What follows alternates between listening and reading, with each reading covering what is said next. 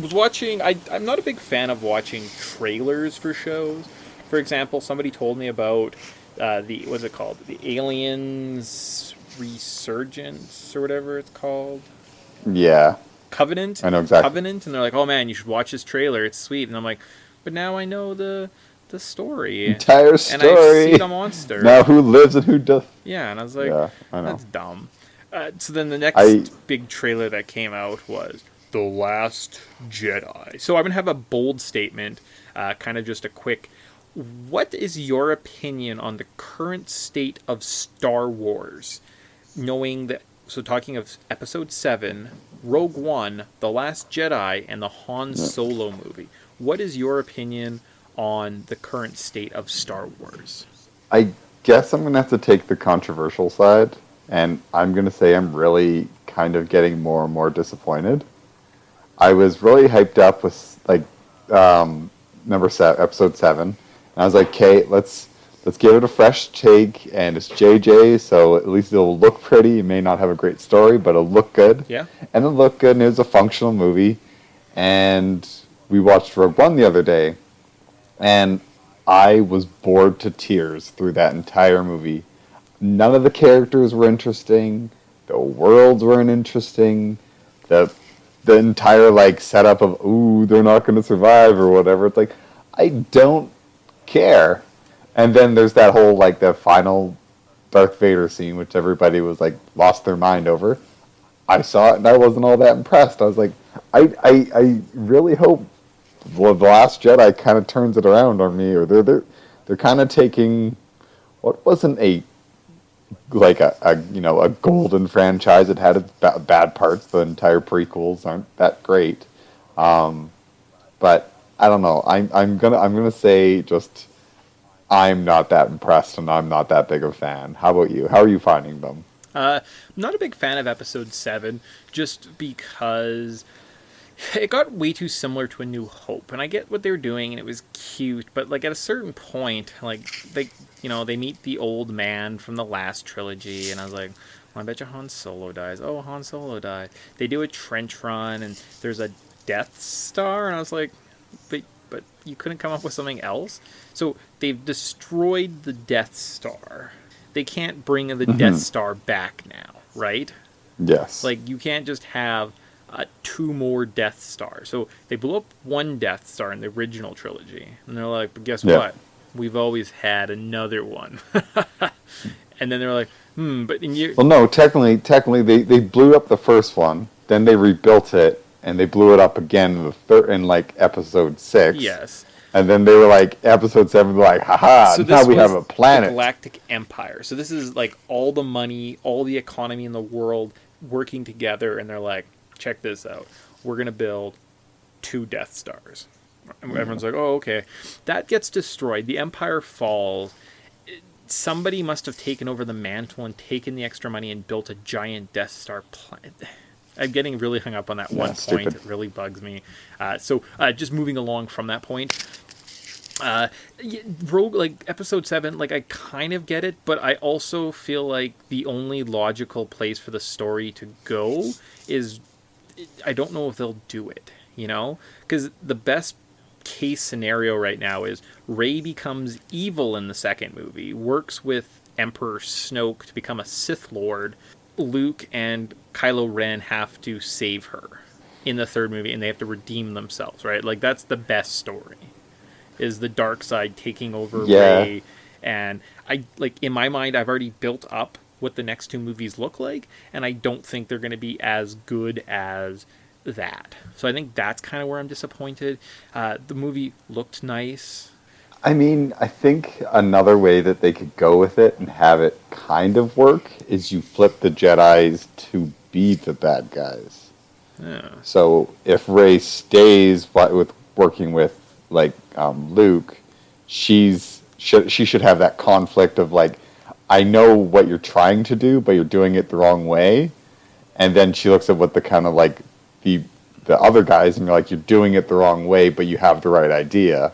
And I think that could be a fun, like, kind of like conflict of she has to kind of like overcome this, and then be with her and Finn and whatever the heck his name is, the pilot, and Yeah. like Kylo.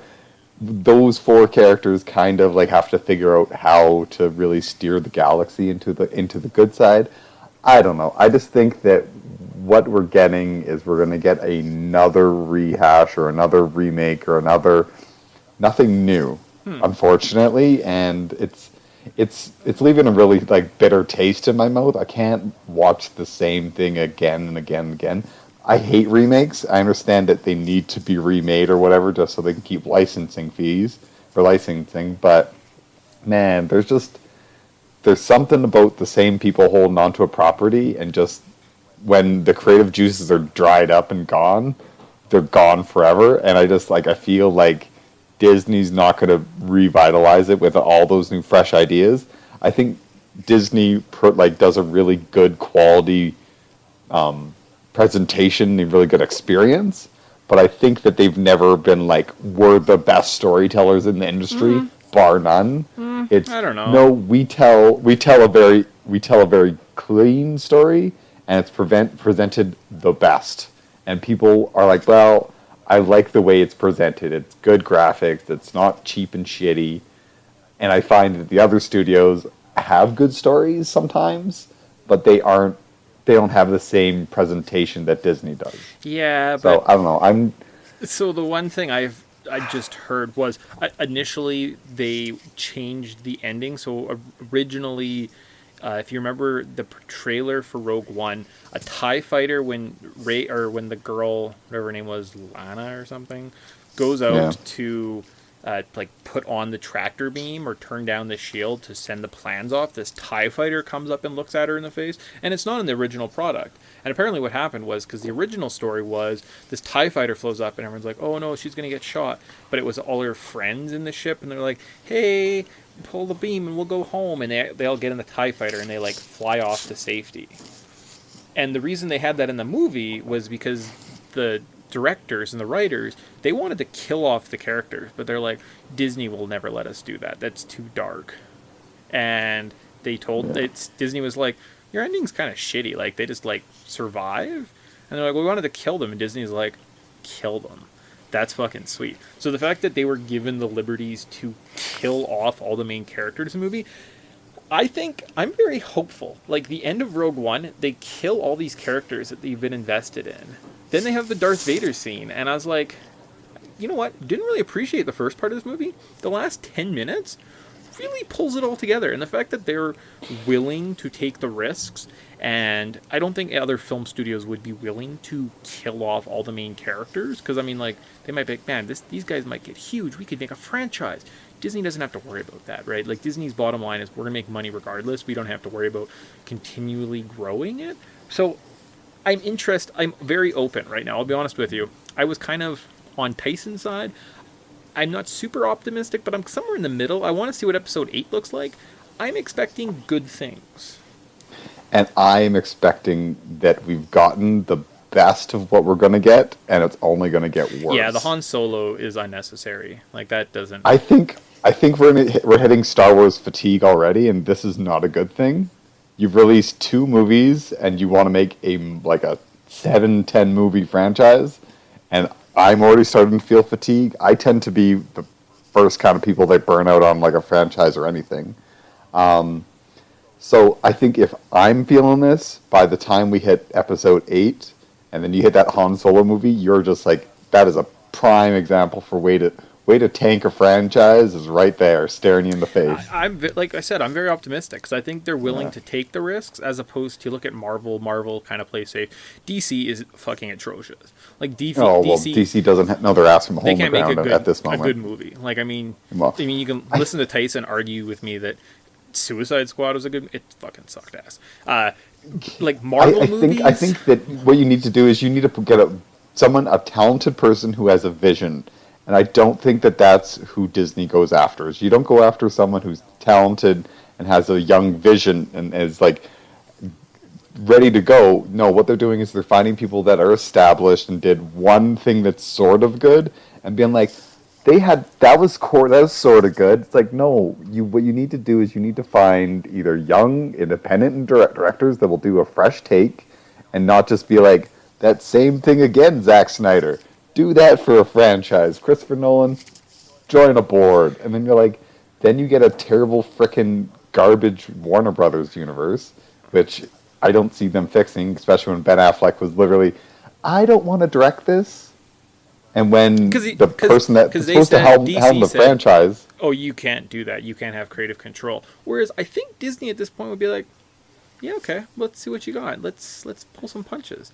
I think they're willing to take risks right now, and I'm curious to see where this goes. I don't know. I just like their choice of directors has really... It gives me that Warner Brother vibe, man. Unless you have a solid, like, good director, you're gonna get a very similar product to what we can kind of crap out. Like, not gonna lie, no, that's a movie that I've heard that's very good and has a bad ending, and I've watched it twice and I still can't stand it. Is Godzilla? Great ending, terrible first hour and 10 minutes. You're like, or 110 minutes. You can't make people suffer for 2 hours and then be like, hold on, now here's something that's sort of entertaining. Like, that's bad. That's really bad. That's not a good way to kind of try to build up your franchise. And by getting Gareth Emery to make Rogue One, just soured my taste on so much of what's going to come next. So I'm going to give it the benefit of the doubt, and I'm going to say that I'm going to go watching episode 8 being like, new director, new take, let's get this thing back on track. But my gut instincts is telling me that we're going to get another turd. So yeah, see, the fact that you say you're going to go watch episode 8, though, takes away your ability to be cynical before you see it, right? No, but you have to give things a fair take, right? But you were just ripping them and saying that they're not good and they're going to be bad, right? Now, for example, when the Yoda movie comes out, I will actually not pay to see that movie because I don't need to see more Yoda. So the fact that I'm not giving them money and then, I will cancel my Netflix account when Yoda's on there because I'm like, I honestly just don't want to pay for this media. Like, that's talking with your wallet, but just being cynical to be cynical is... No, but I think you have to you have to be critical, right? And I will give it a fair take, but if I see something just hitting the ditch, I'm not going to keep giving them my money. Rogue One bettered my taste, but I will give them another shot. So my last shot. I won't buy the DVDs, I'll tell you that. So what's your current take on the Star Wars movies? I don't like them. All right. My current take is I'm hopefully optimistic. I'm not a fan. Okay. Like, where Tyson saying his negativity towards 7 and Rogue One. But I really like the end of Rogue One. Oh, man, that Vader scene was so disappointing. Like, actually disappointing. I heard so many good things, and then I watched it, and I was like, this is it? This is it? This is a bad...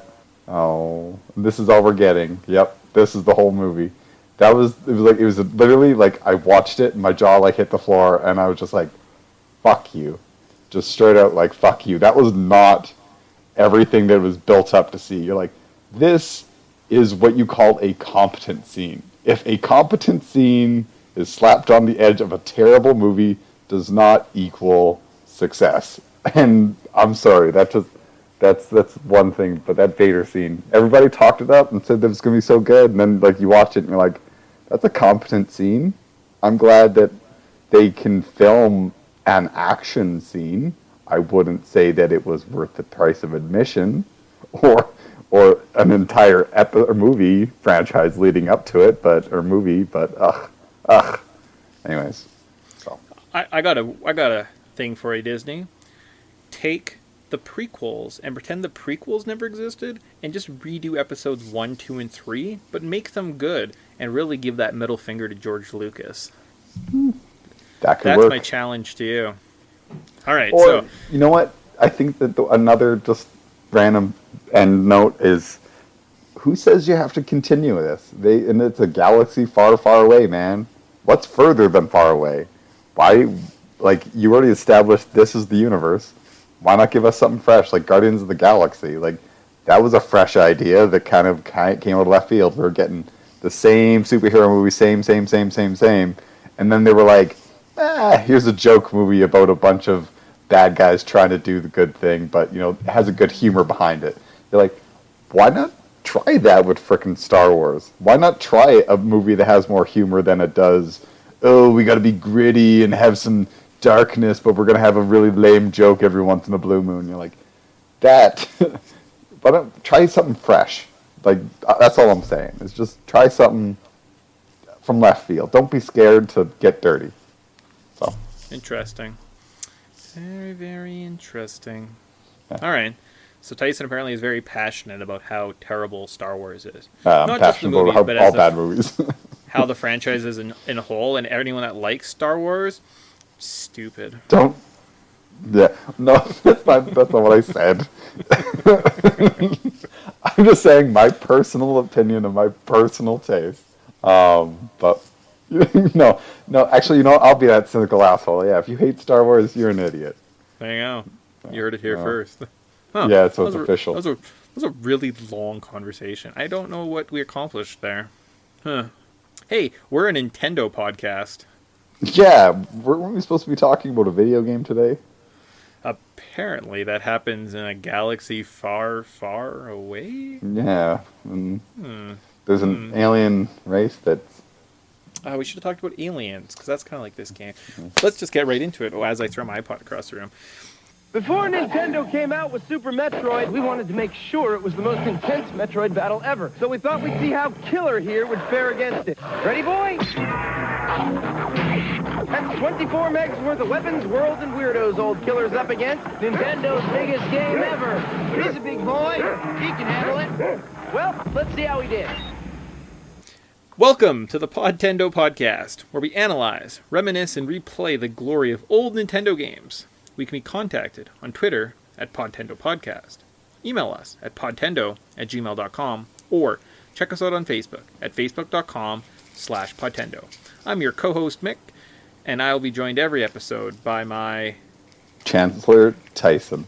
Yeah, I forgot. I'm not a co-host. I'm a Rubik's Cube master. So, rusty. It's okay. Rusty at this one. Wonder if people like our cold opens, or if they don't. I'm not sure. Nobody tweets us or goes on Facebook and tells us that we're idiots for not liking things. Likes our show or doesn't like our show. So I say we do us, We just do what we do. Yeah. We just speak our personal opinions. That's what the internet's for. But today's game, in a galaxy far, far away, that looks much like an H.R. Geiger. Is that his name? Yeah, I think you got that. H.R. Geiger? Is that what it? Yeah. Type world where there's scary aliens, which is why I mentioned Alien Covenant, right? That's why I mentioned that. We're talking today about Super Metroid. It's a fun game. Yes. The release date. One of the best. Yeah. No, we'll gush about it for the rest of the time. It'll be great. Release date, April 18th, 1994. How Long to Beat has this at 7.5 hours. Actual retail price was $60. If we factor in inflation today, that would be $96.21. Currently, an eBay copy would set you back $95 for a loose cart, and if you wanted a complete inbox copy, it'd be $150. So it's pretty pricey. Like $95 for a loose cart, that's a lot. Yeah, it's not cheap. And then finally on the eShop, if you have a Wii, it's anywhere from $9 to $12. On the Wii U, it's $8. And on the 3DS, it's $11.29. I don't know why it's that obscure of a price. Yeah, and it's weird that they differ from, like, Wii U, and 3DS. Like, is there extra development costs? I don't know. I don't know. Yeah, like, yeah. I don't know. I don't. Weird. I don't understand why they just don't make it. I mean, it would also be nice if you could just have a Nintendo account with, like, an email and then log in, and your Wii, your Wii U, your 3DS, your Switch could all just be under one account, and then you could download Super Metroid and then just put it in every single platform that it's released for, instead of having to buy a different copy for every single different console you have. Yeah, thanks Nintendo. I mean, I still buy it all the time, so maybe I'm to blame. Just like how I'm like, well, if you don't like a movie, don't go watch it. I'm like, Mick, if you don't like these games, don't go buy. Don't tell me what to do. Don't tell me how I'm wrong about my opinion. God, I'm allowed to buy whatever I need to. Yeah. Yeah. So it's fine. You know what? I've never done this, but I'm like, if you're new to the podcast and you're just listening to this episode, I'm sorry that we talked for 20 minutes on just Star Wars. That's kind of what we do. We roll a little bit, we do a little bit of freestyling, and then we kind of get into a topic. So, we've literally never talked about that. Isn't that weird? Yeah. And to anyone who's listening for the first time, we try to keep it a fresh topic every single time, but if you just kind of get irritated with it, just kind of jump to like the 15-minute mark, because most of our rants last about that long. So yeah, I might start marking them. So it'll be like, I'll double check here, and wherever, like, there'll be a little song, kind of introduction song before we start talking, and then you can just like skip ahead maybe, as they're already past it. Like if they've already listened to the whole thing and heard the song and they heard that, it's like, why didn't you tell me this at the beginning? All right, so we'll just kind of keep rolling through these notes. The development details. Super Metroid was developed by R&D 1 with a 15-person staff. The opening dialogue was voiced by Dan Olson, an employee of Nintendo of America. The game took half a year to gain approval and another 2 years to complete. The game's goal was to make a game a good action game. Goal achieved. very, very achieved. They wanted to create a large map, but found it difficult to organize the amount of graphic data involved. They decided to break the game into many mini adventures. That's why you go to, there's like the Norfair and the Meridias. Instead of just having one giant world, it was just a limitation of the hardware. Yeah, makes sense. The game is the first in a series to let Samus fire in all directions while moving, and it is among the first open-world games to offer the player a mapping facility. So the fact that there was a little map in the corner that you could kind of fill out, and then you could also upload the maps, and you could use that. One of the first games to include that. Yeah. Well, did this come out before or after Super Castlevania? I don't know. Do I have that written down there anywhere? No. No. I don't know when Super Castlevania came out. I feel like Super Castlevania was... Yeah, but Super Castlevania is almost episodic. Yeah, right? that's so true. you're at like the gate bridge, and you go through, and then you battle the enemy, and then you're into the waterworks or the aqueducts, and then you go up to the tower. So, but you can never go back to the first area. Yeah, and where this, you kind of free range the entire world no matter what. So yeah. Moving on to the controls section. The controls of this game are very dynamic. You can control yourself while you're jumping. There are also two kinds of jumps: straight and spinning. You can shoot in 8 directions. The shoulder buttons shoot up or down in a diagonal. You get a multitude of weapon power-ups: Charge Shot, Ice Beam, Spazer. You also get navigational upgrades, which are High Jump Boots, Speed Run, Grapple Beam, Morph Ball. There are also some hidden controls, so a wall jump, Morph Ball jumps, Charge Jump. Kind of neat. Did you learn about the extra little guys, the hidden controls? yes, well, there's a ton. This game has basically just been perfected. So if you like speed running, this is a game that don't try, because you're not going to get close to the world record. There's people that understand this game a million times better than you ever will, but there's a ton of little quick tricks that you can kind of do to kind of get certain items early, and a lot of them actually aren't too hard to kind of do. There's the speed morph ball. Have you figured that one out yet? What's that? It's basically when you remember the room where basically as you run along, the floor will drop and you can't progress until you kind of get the speed run.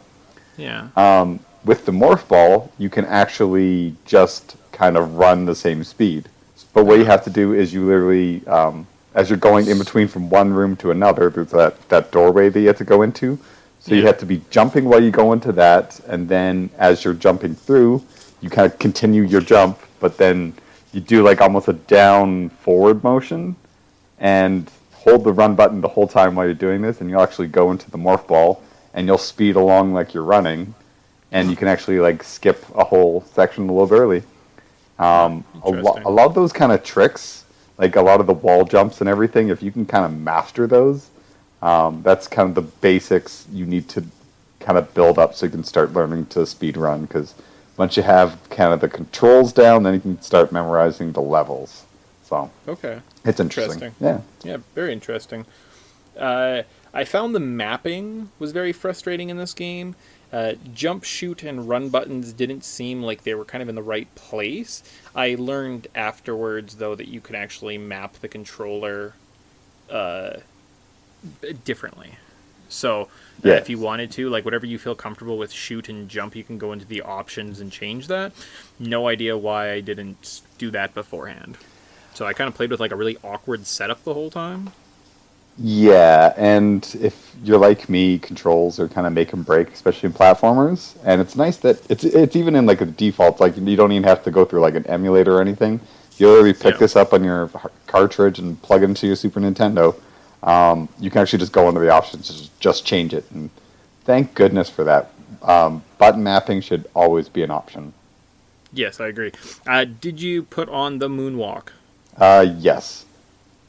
Nice. Yeah. Nice. Always good choice. And then, do we talk about Screw Attack right now, or do we leave that one? I mean, we can talk about it. So at one point you get something called a space jump, which is just kind of like an infinitely timed upward jump thing that you can do, but there's a timing to it, right? So you have to press jump, and then as you reach the apex of your jump and you start coming down, you hit it again, and you just kind of keep bouncing in the air. Yeah. Screw Attack is kind of an electric shock. Makes you invincible in that mode, and you can spin through most rooms and deal damage to enemies. Yeah, and it's pretty handy, especially there's a lot of rooms with a lot of just bad guys on the screen, so you can actually kind of just clear them as you move through it, which is nice. Yeah.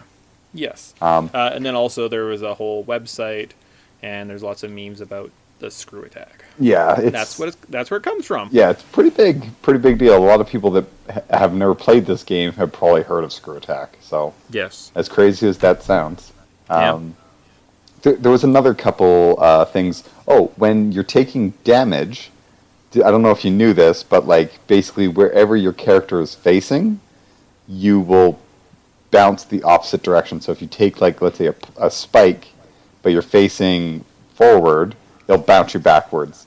You can actually kind of cheat that, so you can actually turn around and face the other way. So when you bounce off a spike, it'll shoot you forward in a room in the actual direction you want to go, as long as you just turn your character around a lot. So this game has a really solid physics engine.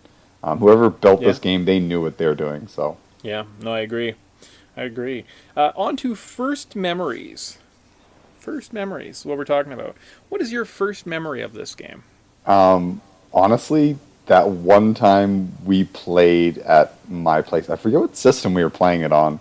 But it was a Super Nintendo. Your roommate had it or something, right? Yeah, that's totally... Or you had a friend or something? Yeah, my roommate had the actual his actual cartridge copy for when he was a kid. Yeah. That was for the first time I played that. Nice. So I didn't play this until the Wii Virtual Console release. I kind of remember hearing about it back in the day, but I obviously missed this title. So I mean, like by the time Smash Brothers came out and you saw Samus and you're like, oh, or you saw Metroid, that's what they're called. Oh, Metroid's in Smash Brothers. They're like, no, it's Samus. Yeah. That's her name. I'm like, oh, interesting. I kind of remember seeing the box and game in the store or at a friend's house, but I'll be honest with you, the box art kind of turned me off. It doesn't look good. It's this red girl fighting a red dragon with these like yellow beams, and it's just not for me. You know, like not for me. I don't like the art. It was something about it. Just I was like, nah, I'm good. Yeah, it looks very 90s to me. Yeah, which is a shame because this is an amazing game, and I'm sure had I experienced it earlier, I would have just loved it more than I do now. But as a result, I'm now late in life, kind of getting to play this game. Yep. Late in my life, as a 90-year-old man who does a podcast about video games and Star Wars. I don't have much time left. Yeah, we're definitely around basically 1 foot in the grave, Mick. Borrowed time, you know what they say, borrowed time. Yep. I do remember seeing my roommate at one point tackle this game. and I watched a couple of YouTube Let's Plays. Then I was kind of finally ready to take on this game. This was one of the very first things I bought on my Wii U Virtual Console, and that was super nice. It's also nice that on the 3DS or the Wii U Virtual Console, you can do the save states. So that's kind of nice, because once in a while you're playing and you're like, I just don't want to have to go back to that save room right now, and like I'm tired, I have to go. So just being able to hit, save, shut it down, come back to it is really nice. Yeah, or if it's a tough room that you're struggling with, doing a save state per room is sometimes a good idea. Yeah, I've never, I guess if it was faster to do that. Yeah. I don't know if there's any, I don't know if, you know what, we'll leave that. That thought has gone from my head. So I've got a new segment for us today on Podtendo. Are you excited? For sure. All right. We're entering the Wayback Machine. We're going to look at what was going on April 18th in 1994. So if a young Tyson was running around, farting, went to sit down on this date to watch his favorite television show, The Simpsons, which episode would appear on The Simpsons? Burns Air. After a near-death experience, Mr. Byrne reaches out to Bart to take over his evil empire. Dun dun dun. Good episode. Yeah. I was like, oh, that's fun. We should talk about The Simpsons more. So that one, what's the most famous scene from that episode? I believe it is Homer going to Mr. Burns' house to get Bart back. And he says, oh, what are you going to do? Set the dogs on me that have bees in my mouth, and when they bark, they shoot bees at me? And then they shut the door. Or, if you're familiar from the clip show, a robotic Richard Simmons comes out and tells him he's going to get into shape, and he starts dancing to Shake, Shake, Shake Your Booty. Yeah. And then Homer says, oh my God. And then it turns evil, and it gets a little Terminator T2 reference. Yeah. Yeah, very good. Very good. That's what you get to watch on The Simpsons. It's kind of exciting. Have you ever heard the term talking Simpsons? No. So talking in Simpsons, if I was to say the phrase to you, Tyson, for your birthday this year, I want to take you out to the restaurant, and I want you to have the finest food stuffed with the second finest food. And you'd get lobsters stuffed with tacos. Would you know what... Would you know what I'm referencing? That's Talking Simpsons. Yes. So the fact that we can say that and laugh and understand the clip, that's what Talking Simpsons is. So you can cool. So like if you know Simpsons speak, so I'm sure there's things you say in your regular life and you're like, that's Talking Simpsons. Oh, fair enough. So all those random references we've been making for years of our lives, we've just been Talking Simpsons. Oh, fair enough. Yeah, so start catching yourself when you start saying random things and you're like, oh shit, that's why I say that. Simpsons made me do it. All Absolutely. Right, so back in our Wayback Machine. If Tyson, got a free movie ticket for this birthday where he's eating taco stuffed lobsters, and he's like, I want to go watch a movie. What movies could you watch in April of 1994? Well, your choices would be The Shawshank Redemption, Pulp Fiction, The Lion King, and Forrest Gump. Are those like some of the 4 of the best movies just of all time? Yeah, in the theater at that point. Yeah, release of one of the best video games of all time. I was like, that's silly. Why would they all come out at the same time? Right, and you're like, I understand that they're kind of going for different people or different kind of categories, but Forrest Gump and Shawshank, that's kind of the same people that you're going after, man. Oh, yeah. If you were to flip on your TV because you're bored at this point, you would be probably watching your favorite show, Friends, ER, Babylon 5, and if you watched Fox Kids, Spider-Man, the animated series, started this year. Ooh, that's good. That's a good TV series, and I'm pretty sure these were the George Clooney years. So, ER was good times. So you're gonna want to get back in the Wayback Machine and go back to '94 after you're done listening to this one. Yeah, it's not a bad time. Music. The top 3 songs from April 18th, 1994. Number 3 was The Streets of Philadelphia by Bruce Springsteen.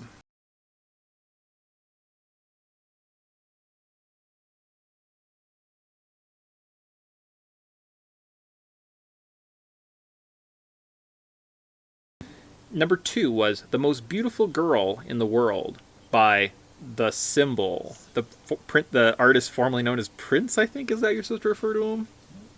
Yeah, I believe so. Could you be the most beautiful girl in the world? And number 1, Everything Changes by Take That. Everything changes but you. I don't Jason, know do you know any these. of those? Yeah, me neither. Did you hear our last one? Where what song was it that we Yeah, thought we knew? we totally thought it was it was one of those songs, and it was totally off. So Baby, come back. yeah. Yeah, we're Yeah. like both singing it, and then it's like, baby, come back. Yeah, I know. It's like this soul song, and we're like, that is not the ballad I remember. Oh, So- good times. So you don't want to Especially sing when it. we start singing it. Yeah. It's totally the wrong one. You don't wanna, We you don't wanna recalled s- ourselves. you don't want to sing any of those songs, do you? No, I really don't, because I right. definitely don't know any of them. All right. And then for video games, because you also got a video game for your apparent birthday that doesn't exist in 1994, but apparently does. One of the best years in gaming. We got Donkey Kong Country, Earthbound, Doom 2, just to name a few. If you listen to Donkey Kong Country, which we just did, I think we talk more in depth about all the games. So Yeah. again, great little year. This is actually a pretty fantastic little splattering of TV, movies, and video games. I'm omitting music because I'm not familiar with any of those, so we'll move on to the story notes. I like it. Unless, Or the story, of course, actually. you are because we're on borrowed time and we go to die and we end up in one of those weird retirement castles like in that show Black Mirror, where we actually just get put inside a computer and we can live out whatever year we want. 94 Yeah. might be the year to choose. I was 5 years old. I was still, life was awesome. Well, I think you get to be your like age that you want to be. So you could be like you now, but just like more shredded and like more beefy because like you're just doing like bicep curls and you get like a cool mohawk. It's just like making an avatar in a game. Cool. But you could live in 94. All right. Yes. So as sorry as Tyson was going to say, and then I wanted to talk about cool mohawks and biceps. Time for the story. Our story begins with a recap of Samus's adventures. It tells the tales of how she fought the space pirates on planet Zebes and learned about the evil Metroids. Next, we learn that Samus traveled to the Metroids' homeworld, destroyed them all, but before she could defeat the very last one, we saw the baby Metroid hatched, imprinted on her, and believed she was her mother. Samus then takes the larvae to the space station Circes, where she believes the scientists can harness its power. Just after she leaves the colony, she receives a distress call and finds the scientists dead. Wow, what a great story. Very fascinating. What a great story. All right, and from there we move on to the level notes. I'm curious because these level notes are just kind of, I don't know, I'm interested to see how we work our way through them. Let's put it that way. Yeah. The game starts off, and we're in the space station. We see some dead bodies and gore, which is terrifying. And we have to fight Ridley. Oh no, Ridley. Apparently named after Ridley Scott. Makes sense. Well, this game definitely has like a Ridley Scott Aliens kind of feel to the world, you know? Yeah, well, basically when Ridley Scott's Alien came out, it kind of just changed the, like, everything, man. It was a big impact on sci-fi, and you can definitely see that, for example, in this game. I think when Aliens also came out, it was a big thing to do with there wasn't a lot of things set in space. It was like, why go to space? It's not Star Wars or Star Trek. And this was kind of like, Aliens was like, look, we can do, they're in space, it's very wide and very pretty awesome. Yeah. So, but like H.R. Geiger, did I say that earlier? I don't know if I said that. I think you did. Like his artwork is definitely a big influence in this game, and they kind of take that kind of gritty, grindy space rather than like Star Wars or Star Trek, where it just always kind of looks like Northern California for some reason. Yeah, and it's very like everything's very clean, whereas with Aliens, it's like Alien, it's very dirty and it's very gritty, and just this is like almost if they were trying to just suck the entire world out of Aliens and to slap into a video game, what would it look like? And I think that they nailed it. For sure, for sure. So Ridley takes our baby alien or baby Metroid that was in captivity, takes off. There's a self-destruct sequence because everything in the Metroid universe has to self-destruct. We escape and we return back to Planet Zebes, all the way back to the beginning. First order of business. We have to find the Morph Ball, get some missiles, fight a scary-ass Chozo statue, which makes you rethink, which gives you trust issues for the rest of the game. And then we can explore deeper into the depths of the planet, find a map room, some energy tanks, and we have to fight our first boss, the Spore Spawn. Yes, and one cool thing about that I just wanted to mention is we actually are revisiting a lot of the same areas that you visit in Metroid. Yeah. So you go down the first elevator, you get the Morph Ball in the exact same spot. You go by the mother brain fight from the first game, right? Hold on one second. Hope's banging like a freaking mad person. Just tell her to shut up. Okay, cool. I think we should be good. All right. Anyways, sorry. So at the Spore Spawn. Yeah, Spore Spawn, any problems with this boss, I basically just kind of waited in a Morph Ball, sat in the corner. He shoots down those little spores that you can blast for energy and missile upgrade. And then when he opened his mouth, just laid into him with missiles. Yeah, and it's pretty straightforward. Just really get used to shooting up and down and left and right. Yeah. Super simple. On the other side, we get the speed boost. Then we can find a couple of shooting upgrades. We get the charge shot, the spazer, find some super missiles before coming to face with another boss, Kraid. Ooh, Kraid. Yeah. Any comments on this guy? This was when I first played this game. I really sucked with fighting him, but after I've kind of gotten used to the controls a little bit, I struggle less and less. Okay, yeah, I like the hallway leading up to this fight because you see the little Kraid. So it's just a little guy. He's the same size as the one you would have fought in the first Metroid game. So if you were a fan of that, you'd be like, oh, I just beat Kraid from the first game. Cool. He's just like a baby. Then in the next room, there's like this like suit of armor that's like got a skeleton in it. And it's like the only other sign of life that kind of looks like you. And it's very interesting. I don't think I wrote anything about the theory, but like there's definitely... I don't know, like there's just lots of myth about like something cool like that. It's like kind of this weird decaying body in this Nintendo game. I wonder if like it's things like that why Nintendo's like, well, we can't play that game. There was a scary skeleton man in this game. Nintendo is not about scary skeleton men. Yeah, no, it can't be scary at all. Well, I know Nintendo's very stringent with its seal of approval back in the day, so they tried to lean more towards the family friendly. And if it wasn't family friendly, they didn't see any value in it. Then why was there piano in Mario 64? I don't know. All right. I found Kraid super tough. I died 3 different times fighting him. Yeah. You have to shoot him in the face. He opens up his mouth and you fill him full of missiles.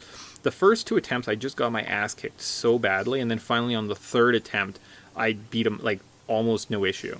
So I don't really understand what was going on. I think I was being too conservative, or I was wasting... I think I was being not conservative. So I was wasting all my missiles, and then I kind of had to like wait and try and shoot his little claws to get missile upgrades. So a little bit of conservation is not a terrible thing. No, not at all. And one thing actually I did with this game, which is why I was like, why didn't I remember struggling with him, you get the super. You can actually get these super bombs or whatever the heck they are, super missiles or whatever. You can actually get those earlier by doing that little like roll or that speedball run. Oh yeah. with so if you use that little trick, you can actually get the super bombs earlier, the super missiles earlier, and then I think it's with like 3 of them, he goes down pretty quick. So Oh, interesting. Well, you should have super missiles. Like in my notes, it says you get super missiles before Kraid, so you should have at least 5 beforehand, regardless. then I'm forgetting why I struggled so hard with him, but either way, Okay. So you do need to collect the speed boost at some point to get you. Helps you get the ice beam, which will get you the super morph ball bombs. Again, these help you just collect new items in the game. So there's a hallway, and with the speed boost, you press B and you start running super fast. And there's just like weird doors that will shut in your face. Mm-hmm. Right? So you at this point, the big thing you want to do is you want to find the super morph ball bomb. So you go into a morph ball, you press one of the bombs, and it will like clear out large chunks of the screen. Very useful, very helpful. The game's mechanics are also very interesting. You explore, you find a new item, which helps you explore. It creates a positive feedback loop, so you feel good about playing the game. So every time you explore, you find something, you're like, oh, sweet. And you get kind of that rush of endorphins, which promotes more exploring. So it's very similar to, I think we talked about that in Super Mario World, where it's just game designers creating the game so that you want to play it more. So you're not just frustrated walking around being like, I walked down this hallway for 20 minutes and nothing happened. They'll give you crap. Even if it's crap, you'll be like, oh, but it was worth going down this hallway for 20 minutes because I got a thing. yeah, or you got an extra energy tank or another couple missile upgrades. So you're like, well, I feel like I should have went down there and got those extra missile grades, so I didn't just waste the last hour and a half. Yeah, so once you're done fighting Cred and you get the super morph ball bombs, you kind of make a big circle and you end up back at the top of Zeebs by your ship. So you kind of do a big... like the game's very cyclical, so this is our first cycle through the world. I do recommend grabbing the reserve tank. I remember writing that down and I was like, oh, I should tell everyone to get the reserve tank that's kind of near the beginning because it's really important. Reserve tanks they serve an extra like part of your life. So you have what, 99 energy. Yeah. For every energy tank you get another 100 energy. And a reserve tank is just a thing where you can have upwards of 4 of them. They give you an extra like 400 energy if you die. Yeah. Which by the time as you kind of build up your energy tanks, you're not feeling as weak as you were when you first kind of land on the planet. So yeah, and it's all about that growth, right? Like you could call this almost an RPG because your weapons get upgraded, your health gets upgraded, your defense gets upgraded. your jump gets upgraded, your speed gets yeah. upgraded. Yeah. And I think from fighting Craig, you get the Varia suit, and which allows you access to the fire levels, right? Yeah, because before you would take damage just by being in them because it was too hot. Yeah. This actually has Yes. like a... I feel like you can actually kind of go into the more of the lava-y bits, can you not? You Yeah, just might take be able to- damage. Yeah, I think so. But like before, just being in the heat room, you would take damage. So Yeah. you can now just stand the heat. So once we're done our big circle, we learn how to wall jump and spark shot. So that's pretty exciting. So the game actually doesn't tell you, it doesn't have a tutorial, it shows you. So you go into this one room and there's these weird little monkey creatures and they jump up onto the wall just like you and then they jump back across. And that's something you can actually do from the very start of the game, the wall jump. So the game kind of tries to teach you that, which then helps you explore more. Did you get to the top of the hallway with the little guys? You know which one I'm talking about, right? Yeah, I do. I'm trying to remember if I did or not. I don't think I did, because I suck at wall jumping. If you can do one wall jump, you have to do one wall jump to get out of there, and then you have to be able to do 3 to get up to the top portion. Literally, there's nothing up there. Fair enough. Yeah. There's this weird little like morph ball hallway on the other side, so somehow you have to be able to run and jump, and maybe that's that, and like go into a morph ball to land it, but I couldn't figure it out. So that was one of the like the negative feedback loop they created. So I learned how to do all those wall jumps, and it didn't get me anywhere. So from that kind of that gameplay, that game designer point of view, I was like, well, then why would I want to like explore more? Yeah, why does it matter? We're going to the fire areas. With our new equipment, we should be able to find our way kind of past the fire area into the depth, and we'll find another boss, Crocomier. You have to shoot him in the mouth to have him back up. Super missiles were the most effective. If you really, really suck, he'll push you into a wall of spikes and will kill you. But that should never, ever, ever, ever, ever, ever happen because he's really simple. Yeah, Please don't tell me he pushed you into the spikes. No, even I find this guy easy. So Okay, perfect. Good. There is kind of a fun moment though when you push him back into the acid and he's like, oh, and he skin melts off his bones, and you're like, oh, okay, that's fun. You go back over to the wall of. I was just gonna say a lot of the graphics are actually really neat. Like that whole him turning into it like bones and all that stuff. Pretty cool. Yeah. And then there's kind of a jump scare where you're like, oh, where the fuck do I go? And you walk back towards the wall of spikes, and all of a sudden he lunges through the walls in skeleton form and then just falls down and dies. So, yeah. But definitely one of those like moments where they're like trying to make you feel uneasy. For sure. And with the music playing, I didn't really have it on a lot of this time, but it's very dark and ominous. So yeah. From there, you can kind of make your way across, and you have to learn how to do the spark jump. So while you're speed boosting, if you jump, you go flying through the air, you clear the giant pit of acid, and you'll get the grapple beam. So with the grapple beam, you can kind of cling across the ceiling, and just a different mode of transportation. It kind of opens up again more of the game. So exactly, and it's just how do you find the grapple beam? I always struggle with it a little bit. It wasn't bad. Like I think actually, if anything, I would say the controller set I had worked really well for the grapple beam, but nothing really else was super effective. Although there's something where Crocomier dies. There's a bunch of grapple beams that I skipped on. So where Crocomier falls into the acid, if you swing across the ceiling, you pick up something. I don't know if it's an energy tank or if it's... Yeah, it's an energy tank. Okay. Yeah. I didn't do that this game for some reason. And because I was definitely short about 3 energy tanks when all was said and done. So I'm thinking that was probably one of them. Or maybe I went back. I think I ended up going back and getting it. But I was just like, that's just weird. Because I was like literally short on energy. I don't know if I could have beat the game with as low... Well, I'm sure I could have, but I couldn't have. Yeah, no. And the nice thing about getting all those energy beams is it does give you that. It gives you like a little bit of a breather if you make a mistake or whatever. Yeah, for sure. So from there, with the beam, we can kind of complete our circle again, and we end up by our ship. That we can then kind of head to the right, and we go into the wrecked ship. And then we go to our next boss fight, Phantom. I did die again here because I love dying bosses in this game, apparently. I don't know, for some reason, just this playthrough wasn't my friend with boss. I don't know if it's always been like that or what the deal. Yeah. I use save states, so I suck at bosses, so it happens. Oh, yeah, no, like I said, I got save states. I don't know why I didn't use them more on my Wii U, but... It is what it is. I found just spamming missiles was very effective on him.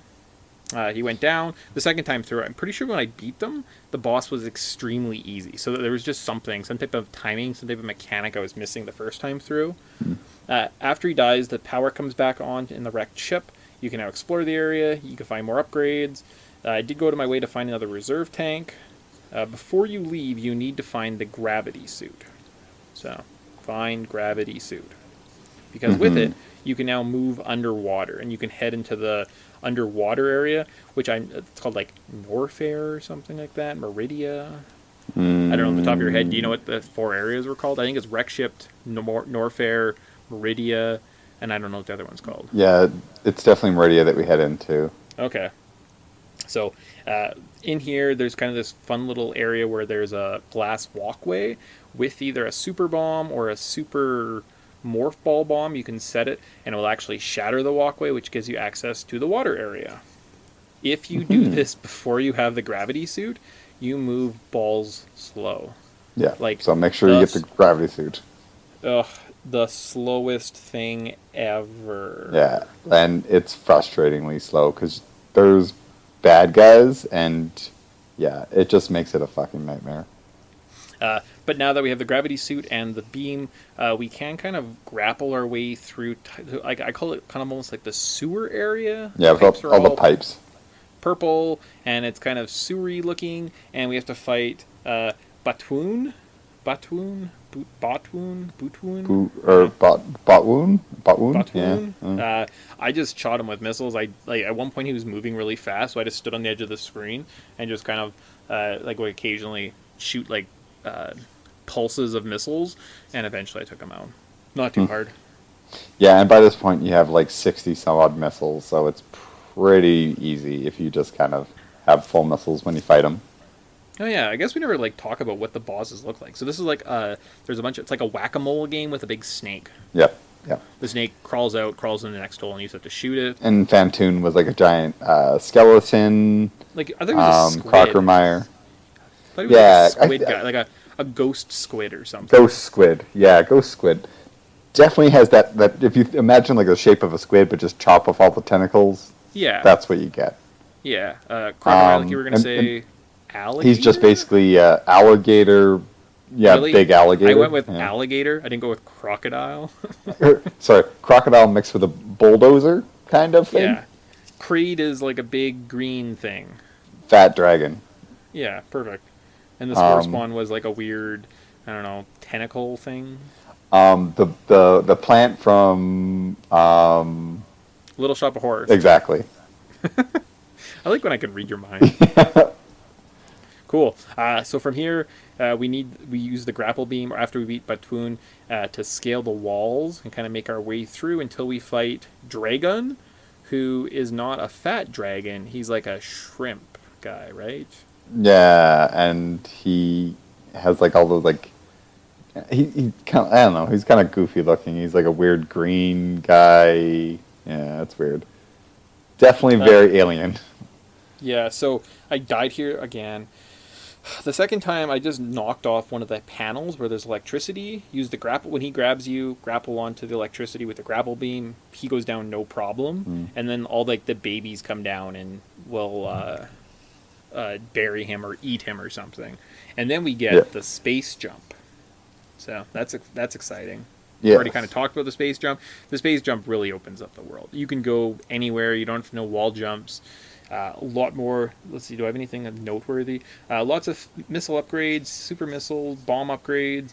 Energy tanks are available to find. So if you have a guide, make your way to finding the plasma beam. Yes. Right? And then and then really the only thing at this point which you can do is we can go down into Ridley's lair, and you can use it to jump up through the lava to get to kind of the big mouth of Ridley, go into his lair.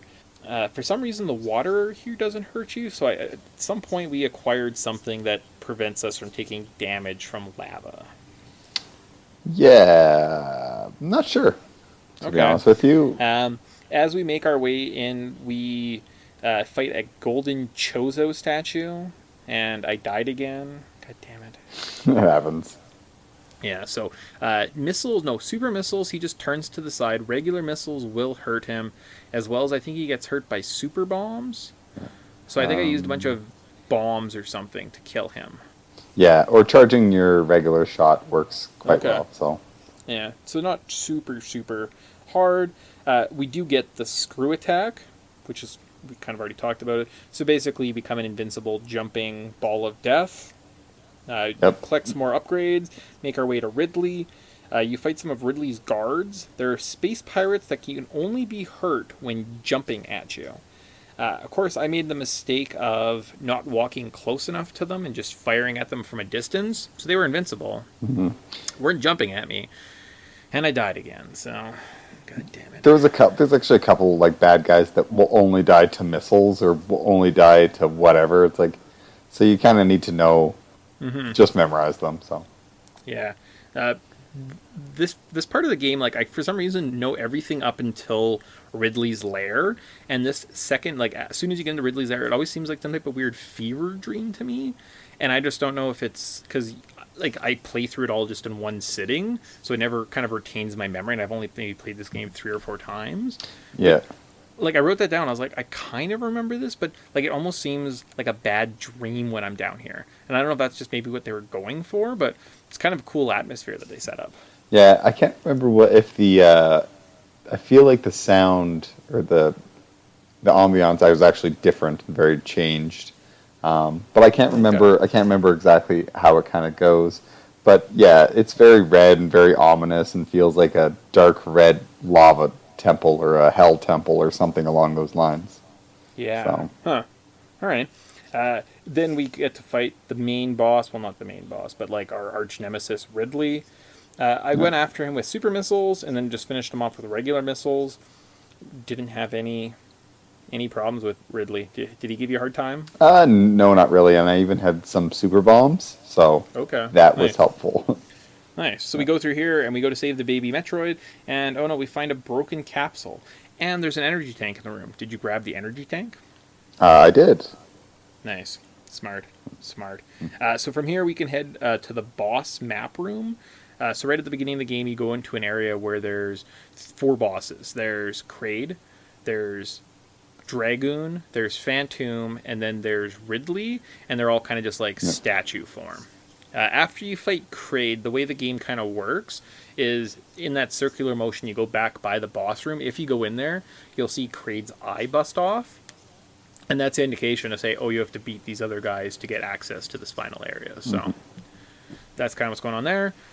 It's kind of neat. Yeah, it's kind of every game's got to have a boss rush. Yeah.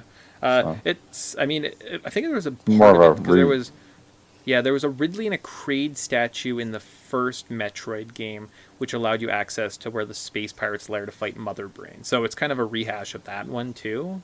Yeah. Where are we at? We go into the end area. You fight some Metroids who wreck your shit if you let them grab onto you. Yeah. The best way to beat them is use the freeze beam and then missiles, as opposed to if they cling onto you, you have to go down and you have to use a bunch of super morph ball bombs to kill them. They do a lot of damage. Find your way into an area where the enemies start to dissolve.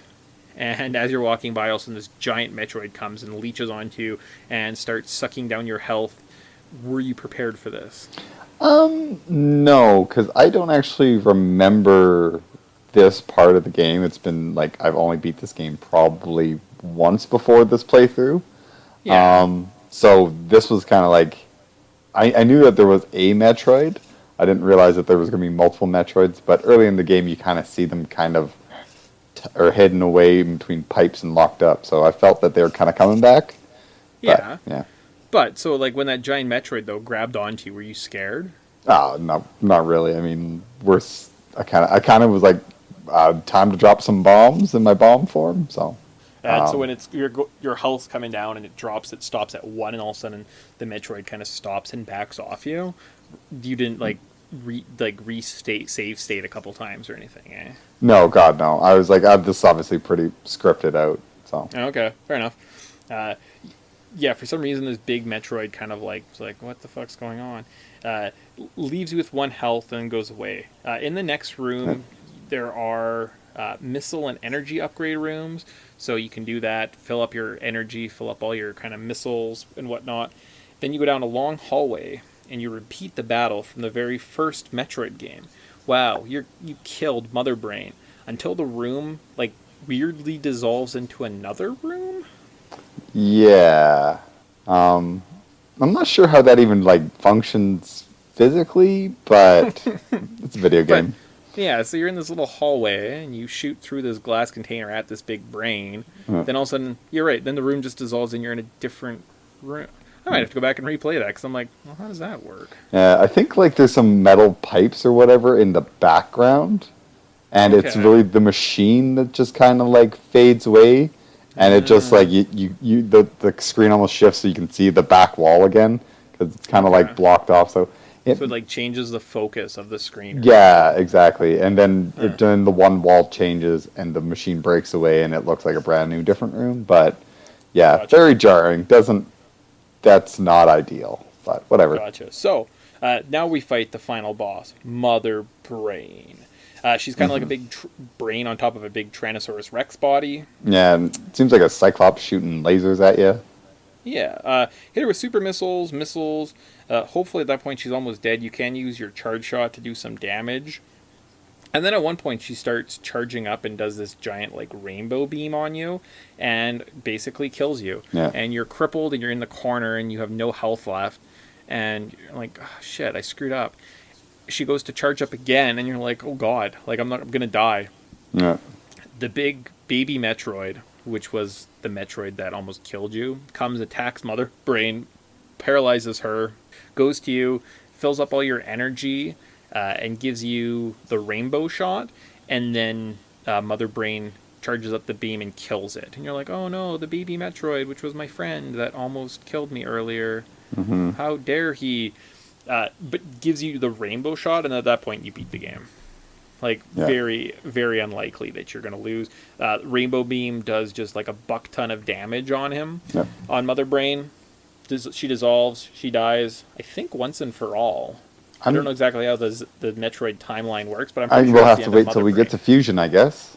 Unless Fusion has something to do with that, but I don't remember. So. Yeah, Fusion. I think Fusion is after this one, and Prime games are before it. So, yeah, I think Metroid, as far as we know, Mother Brain dies for good. Yeah, I think Hooray, you're right. We did it. And then, of course, it's a Metroid game, so now it's gonna blow. Now it's gonna blow up, and you gotta escape. Self-destruct time, run out. I did not do a very good job of escaping. I did take the time to save the animals. So one of the rooms right at the beginning, you find the little parrot guy or the ostrich and the two little monkey guys running around. And if you shoot the door, they can escape to their spaceship and leave. I made it to my spaceship with 0.8 seconds left. I let those bastards die, and I made it with like 30 seconds left or something. You had 30 seconds? You didn't save the cute little animals? They're your friends. No, they aren't. Not according to Matt Pat. No. Interesting. All right. Well, that's a good segue to our end segment. Also, some of our earlier podcasts. Oh man, we are just the best podcasters ever. At one point, you say something, you're like, "Oh yeah, I had this chicken sandwich there." I'm like, "Oh, chicken sandwich. What a great segue to our next section, the controls of this game." And I'm like, "Well, that was a forced segue if I ever heard it." It works. Whatever. I was like, I guess if you're not used to, if you don't have the experience, you're not used to it. I was trying, but chicken sandwiches, controls, close, but non-cigar, Non-cigar. Non-cigar. Non-cigar. Like the first, so hopefully, if you were at home or playing along, me and Tyson both beat it, so yay us. One of us got the good ending, one of us got the not good ending. You get three different endings. If it took you more than 10 hours to beat this game, it'll show you your time, tell you how many items you got, and it'll just show Samus's face. Between 3 to 10 hours, you get a full body shot of her. Her face, or the helmet of her suit shoots up, and you can see her face, and she gives you a thumbs up. If you can beat this game in less than 3 hours, Samus takes her suit off, and she shows herself in a black bikini. Yeah. Nice. Also, if you don't save the little animals, presumably they're stuck on the planet and it blows up and you die.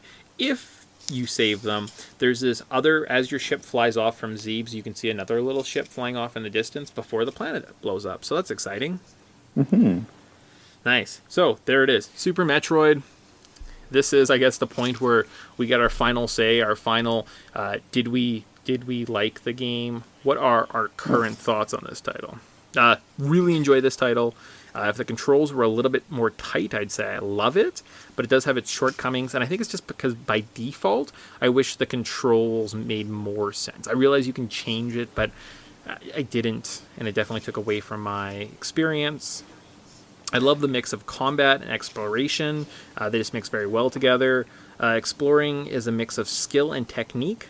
It isn't easy, but with some practice and outside knowledge, you can gain access to a lot of areas earlier and actually break the sequence, which is really cool. I don't have really any bad thing to say outside of that default controller, which I think is completely fine. yourself? I guess my only my current thoughts is I personally love this game. This is right up my alley. So this is a franchise that I enjoy, and this is a game that's really tight knit. Like I really like the physics engine. The controls I find are really good. When I'm not hitting jumps, I know it's because I'm not doing it. Yeah. I don't. My only really complaint towards it is it's not really geared towards newer players. So if you're new to the franchise, this isn't the game I'd recommend you to start with. This is a game I'd tell you to definitely hit eventually once you kind of got some exposure to it. But as it just sits, it's a little bit harder than most games I find. But it's really good. It's really good. So if it's something that you're interested in, I definitely say check it out. Yeah, I agree. Would you, just as kind of like a general topic, maybe it's a thing, what would you change about this title, if anything? To be honest, I think that this is more of a modern thing. Like, if you get stuck for an extended period of time, maybe having a hint of a flashing room could have helped on the map. So even if you weren't like, I have no idea where I should be going, maybe if there's like a flashing hint of where you could go next. But I think that's almost too easy, and it takes away from the whole what they were going for. But for the more casual player, I think that'd be much better. Okay. What would you change? I don't think I'd really change anything. I really like the whole game. It is, I think I talked about this before, and maybe it's a game we can look at called Axiom Verge. I don't know what's available on. I have it on my PS Vita, I believe, or PS4 maybe. Axiom Verge. It's just kind of like the spiritual sequel, especially if you're talking about spiritual sequels with Ukulele just coming out and everyone's raving about that one. Axiom Verge is just the spiritual sequel to Super Metroid. Cool. Yeah, so like those things where maybe you're like, oh, I wish the world was bigger, more fleshed out, or there's more backstory. Play Axiom Verge because it's just, I mean, it's different. Like you're a scientist and you get a gun and you get sent to an alien world. You're not a bounty hunter. But no, like I don't think I would change this game. I think it's just like perfect just the way it is. And then finally, are you buying it? And I think we're done. Cool. All right. So, should you save the animals, Tyson? After this game, if we're going to spoil things, we will learn that Samus's suit is infected with the X virus and becomes self-aware. This is the premise of Metroid Fusion. If this is true, and she picked up the X parasite on Zeebs, would the animals also be infected and run risk of spreading the disease to the rest of the world, the galaxy? I say yes. I also say yes, but I want the rest of the world. I mean, Samus can save the world. She's got the fusion suit from the other game. So that's true. And she needs something to do now that Ridley's basically useless. Yeah, there must be like one other like hero in all the world, like the galaxy. Like, it can't just be Ridley or Samus, right? Like, there's obviously other people. So I think Samus can like obviously like take them out for sure. And I don't know. I think it's one of those things where if I was more comfortable with the game, I would have saved the animals. I'm just not comfortable enough with the game. Oh, it's stressful. Like, I had 20 seconds. I almost died. I almost didn't make it to my ship. 0.8 seconds. Like, it was 2 seconds running across, jumped. I landed in the exact right spot on the ship and pressed down. Right. Otherwise, I would have had to redo the do all of it. Yeah. Which is embarrassing. That sucks. Yeah. Cool. All right. So, did we miss anything? I mean, this game is pretty well mastered. So, if this game is at all kind of what interests you, like if you like the Aliens world and you like platformers and you like action games, pick this up. It's a great game for under $15, and if you can kind of get good at it, you can dive into speed running. I always like looking to the speed running side of the world, just because it's nice to figure out literally like how do you perfect this game if you were going to do it as fast as possible. How are you going to perfect this game if you want to do it 100% as fast as possible? And just like, there is a way of doing this really, really quick. Like, people got 100% within like an hour and like 40 some odd seconds, or 40 minutes. And you're like, this is ridiculous. Something that takes me like good 4 or 5 hours. Yeah, how long did it take? It took me, I think, it was like 4:40, about 5 hours to probably beat the game. Yeah. So. I was more about 7, but I was using Okay. lots of save states, so. Gotcha. Nice. Yeah. Nice. Yeah, I don't think we missed anything. I think we did a good job. Something. Oh, I was playing Metroid 2. Oh, yeah. But maybe How's before I that? start talking Like about the- new stuff, maybe I'll just end this show and we can talk afterwards. Fair enough. All right. So, in closing, thank you for listening. You can contact Podtendo on Twitter at Podtendo Podcast. Email us at podtendo@gmail.com or check us out on Facebook at facebook.com/Podtendo. The music of Podtendo was used without permission and is property of Nintendo.